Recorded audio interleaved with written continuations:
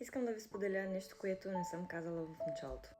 Когато стартирах в LR, аз се хвърлих много от високо. Започнах с много по-голям бюджет. Не защото някой ме е накарал, а защото си поръчах продукти, които реално ми бяха нужни и полезни. Просто за мен това имаше смисъл. Следващия месец обаче аз бях разочарована. Не успях да направя същия оборот. И си помислих, че нещо не правя правилно и че нещо не е както трябва. И тогава разбрах нещо много важно. Не всеки мисли като мен. И не всеки стартира по един и същ начин. И това е напълно окей.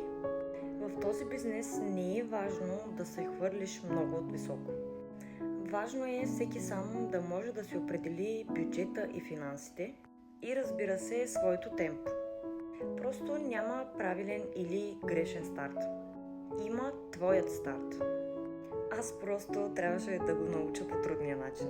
И сега, ако и ти си човек, който иска да започне спокойно, осъзнато и без натиск, точно така се гради устойчив бизнес.